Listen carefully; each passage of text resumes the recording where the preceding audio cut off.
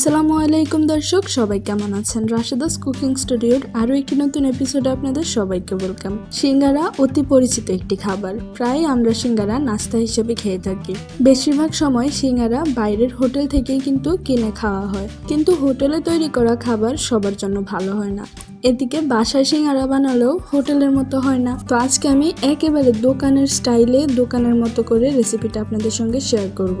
আশা করছি সিঙ্গারার এই রেসিপিটা দেখলে আপনাদের আর বাইরে থেকে সিঙ্গারা কিনে খেতে হবে না। বাসায় কিন্তু নিজেরা খুব সহজেই বানিয়ে নিতে পারবেন, তাও আবার একেবারে দোকানের মতো করে। আশা করছি রেসিপিটা আপনাদের অনেক ভালো লাগবে। আর ভালো লাগলে কিন্তু আমাদের ইউটিউব চ্যানেলটি সাবস্ক্রাইব করতে ভুলবেন না। তাহলে চলুন আর বেশি কথা না বাড়িয়ে মূল ভিডিওটা শুরু করা যাক।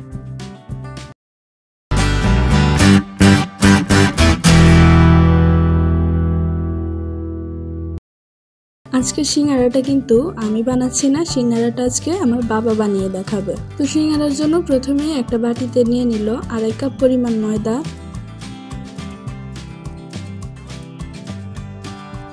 এরপর বাবা এখানে দিয়ে দিচ্ছে স্বাদ মতো লবণ, সামান্য কিছু দিয়ে দিল কালো জিরা, তেল দিয়ে দিচ্ছে 2 টেবিল স্পুনের মতো। এবার এই সব কিছু ভালো মতো কিছুক্ষণ আগে মাখিয়ে নিতে হবে।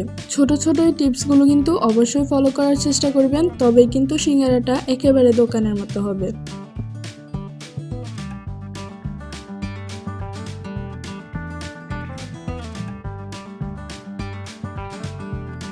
এরপর এখানে নর্মাল টেম্পারেচারের অল্প কিছু পানি দিয়ে সিঙ্গারার ডোটা করে নেওয়া হচ্ছে।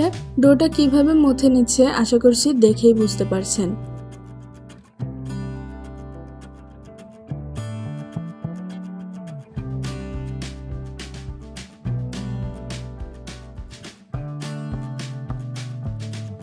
পানি দেওয়ার পর ময়দাগুলোকে ঠিক এইভাবে পানির সঙ্গে ভালো মতো মিশিয়ে নিতে হবে। এরপর যখন এরকম একটু দলা দলা হয়ে যাবে, এ পর্যায়ে চেপে চেপে ডোটা করে নিতে হবে। ডোটা কিন্তু একদম শক্ত হবে। আশা করছি আপনারা এই কাজটা বলার থেকে দেখে বেশি বুঝতে পারবেন।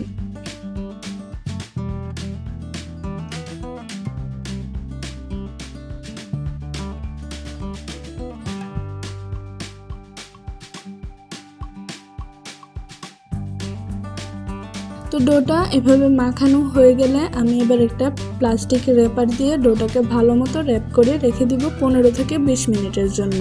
ভালো করে এটাকে একটু র্যাপ করে নিতে হবে। র্যাপ করা হয়ে গেলে এভাবে একটু চেপে চেপে দিতে হবে।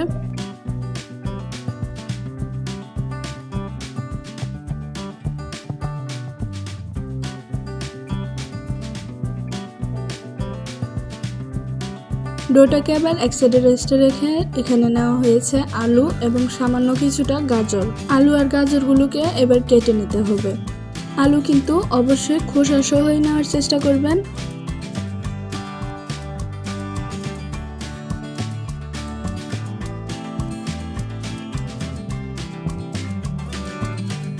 তো আলু কাটা হয়ে গেলে গাজরটাও এখানে কেটে নিচ্ছে।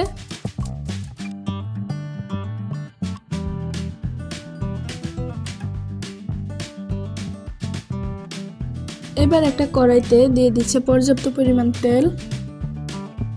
তেলটা গরম হলে এখানে দিয়ে দিচ্ছে 1 টেবিল চামচ পরিমাণ 5 ফোড়ন।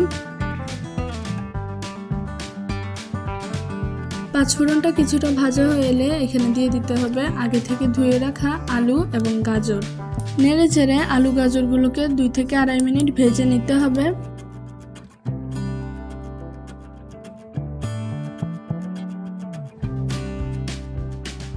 তো আলু আর গাজরগুলো কিছুটা ভাজা হওয়ার পর এখানে দিয়ে দিচ্ছে 1 চা চামচ পরিমাণ হলুদের গুঁড়া। নেড়ে চেড়ে দিয়ে দিচ্ছে স্বাদ মতো লবণ। এবার ভালো করে আলুগুলোকে ভেজে নিতে হবে।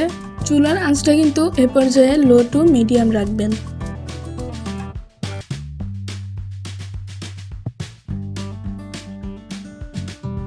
ঢাকনা দিয়ে প্রায় 3 থেকে 4 মিনিট রান্না করার পর দেখতেই পাচ্ছেন আলুগুলো কিন্তু সেদ্ধ হয়ে গেছে। এই পর্যায়ে চুলাটা বন্ধ করে আলুগুলোকে ঠান্ডা করে নিতে হবে।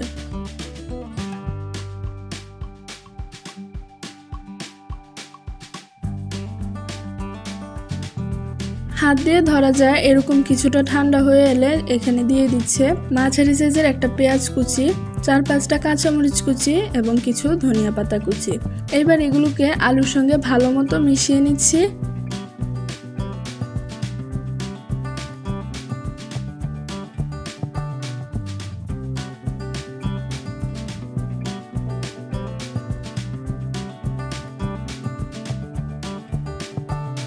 মেশানো হয়ে গেলে এখানে এবার দিয়ে দিচ্ছে আগে থেকে ভেজে রাখা চীনা বাদাম এবং মুগ ডাল।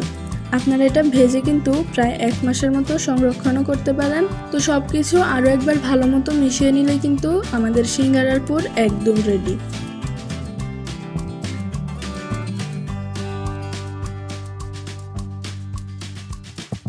তো এবার সিঙ্গারার ডোটা নিয়ে নিল এখানে।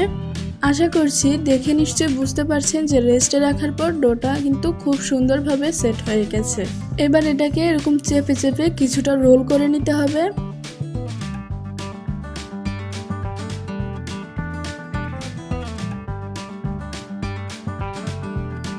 রোল করা হয়ে গেলে এবার সিঙ্গারার জন্য লেচি কেটে নিতে হবে। এখানে 6টা লেচি কেটে নেওয়া হয়েছে। 6টা লেচি থেকে মোট 12টা সিঙ্গারা হবে। এবার রুটিটা বেলে নেওয়ার পালা। একটু চেপে চেপে রুটিটাকে বেলে নিতে হবে। আর সিঙ্গারের রুটি একটু লম্বা করে বেলতে হয়, এটা নিশ্চয়ই আপনারা সবাই জানেন।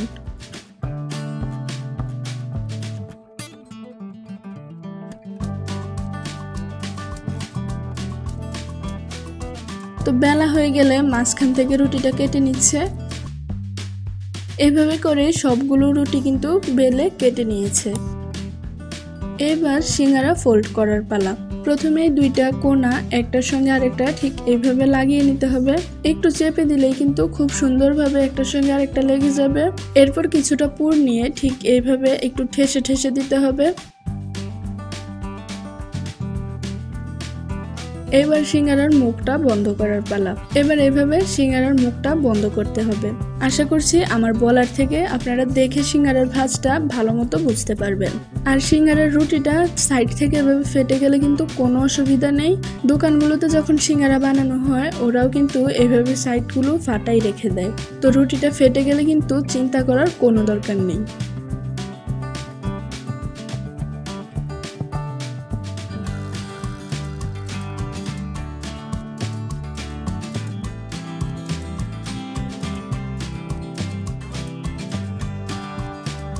তো এইভাবে এক্সাক্ট দোকানের মতো করে কিন্তু সিঙ্গারাটা ফোল্ড করাও হয়ে গেছে। আপনারা কিন্তু চাইলে সিঙ্গারাগুলোকে এই অবস্থায় ডিপ ফ্রিজে রেখে সংরক্ষণও করতে পারেন। তো এবার সিঙ্গারাগুলোকে ভেজে নিতে হবে। পর্যাপ্ত পরিমাণ তেল গরম হলে চুলার আঁচটা লোতে রেখে সিঙ্গারাগুলোকে দিয়ে দিতে হবে। তেলটা কিন্তু বেশি গরম করতে যাবেন না।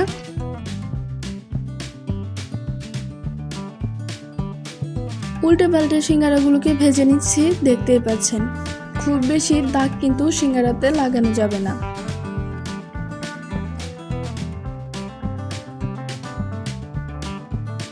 এরকম হালকা কালার চলে আসলে কিন্তু সিঙ্গারাগুলোকে এবার নামিয়ে নিতে হবে।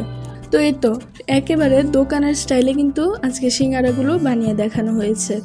আশা করছি আপনাদের বুঝতে কোনো অসুবিধে হয়নি।